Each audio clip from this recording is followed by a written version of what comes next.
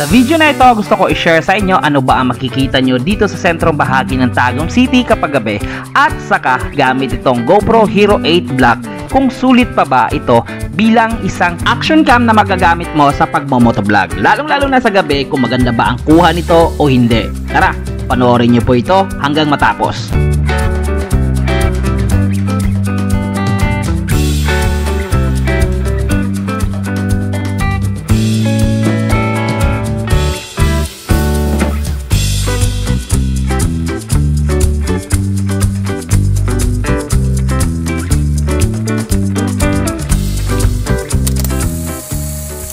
What's up mga amigo, mga amiga? So, ngayon gusto ko lang i-share sa inyo ang video na ito is all about the GoPro Hero 8 na kung saan itatry natin ito sa gabi, kung ano ba ang resulta, kung maganda pa rin ba ito gamitin sa pagmomotovlog, lalo na sa gabi kasi most of the motovloggers ay minsan nagbablog talaga sa gabi.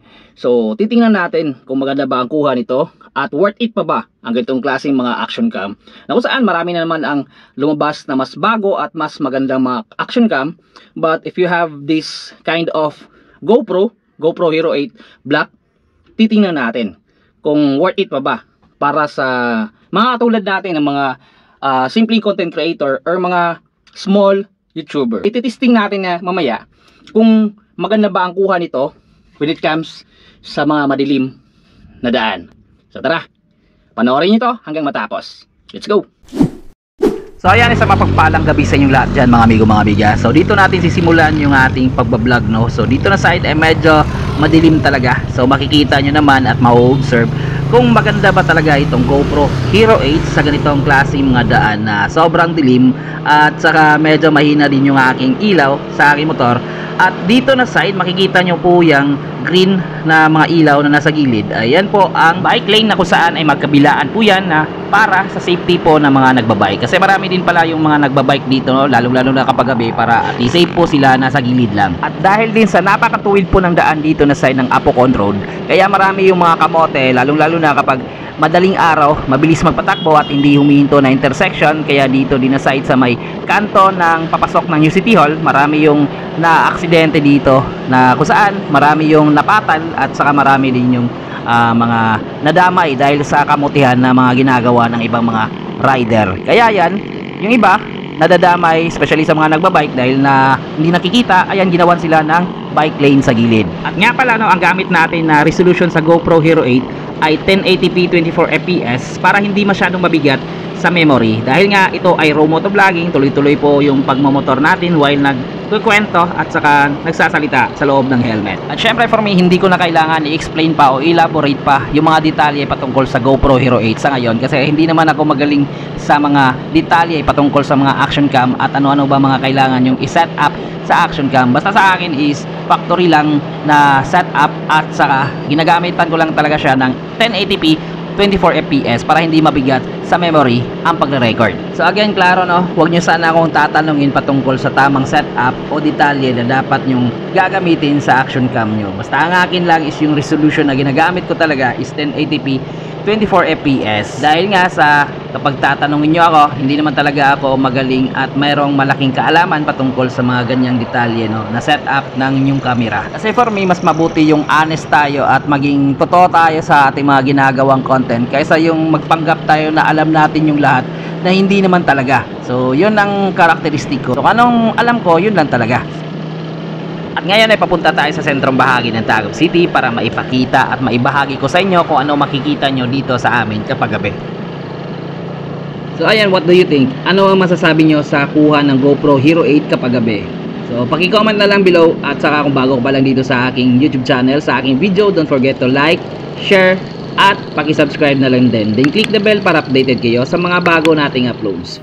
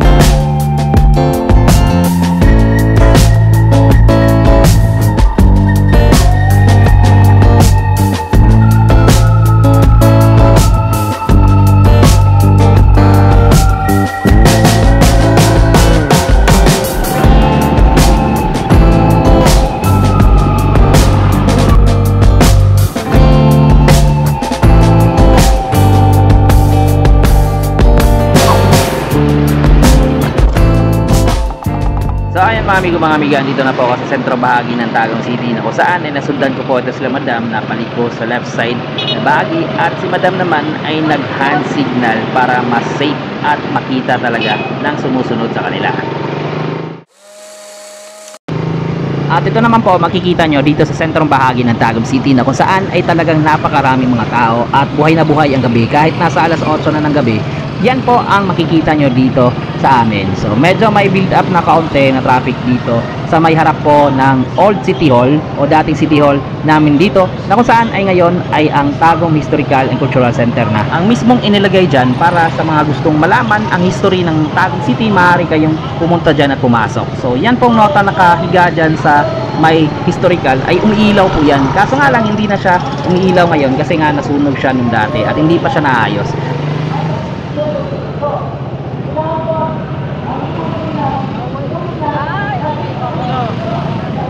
At sa mga hindi po taga Tagum City at napadpad po kayo dito o napadaan kayo dito sa amin, lalong-lalo na kapag gabi, nire-recommenda ko po na maaari nyong bisitahin dito sa sentrong bahagi ng Tagum City. Maglakad-lakad po kayo para ma-enjoy nyo po ang ganitong eksena at lalong-lalo na mga street foods na nakapalibot po dito sa Tagum Historical and Cultural Center dito sa aming lugar.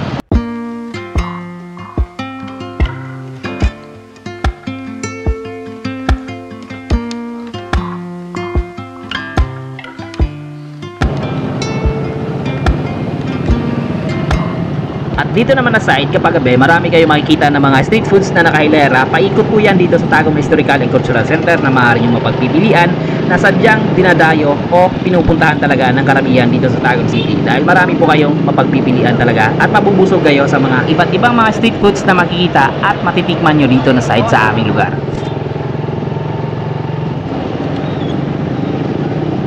Again, ito po yung kuha ng GoPro Hero 8 kapag ganitong klaseng daan na medyo may mga ilaw na makikita nyo. So sa gabi po ito na kung saan ay actual na ganyan po ang resolution na makikita nyo sa ganitong klaseng action cam. Alam ko mayroon ng mga mas magandang mga action cam na mas malinaw kapag gabi gagamitin. So ito po yung available na meron ako. Kaya ayan, ipapakita ko sa inyo at saka sa mga gustong magkaroon ng mga ganitong klaseng action cam at least meron kayong idea, lalong-lalo na kung mahilig kayong magmotor at saka mag-vlog or mag-motovlog kapag gabi na gamit lamang ang ganitong klaseng action cam, yung GoPro Hero 8 na black. And nga pala, shoutout sa ating kaibigan na si Slow Rider. So pakibisita po sa kanyang YouTube channel at saka pakipanood po sa mga videos na nagagawa niya na motovlogging din. So yan po, dagang salamat sa suporta at kapag nakaabot ka dito sa aking video, don't forget to like, comment at pag-share ng video ko para makatulong po kayo sa aking mga ginagawang sibling content dito sa Tagum City. At lalong-lalo na kung taga-Tagum ka, huwag kalimutang mag-subscribe and click the bell para updated kayo dito sa aking mga ginagawang sibling content dito sa Tagum City. At para na din po ito sa mga OFW na taga-Tagum City o dito sa amin sa Davao Region na kung saan ay hindi na po nakakauwi ng Tagum City, para ma-update po kayo at para makita nyo ano ang mga pagbabago, ano na ba ang meron dito sa Tagum City.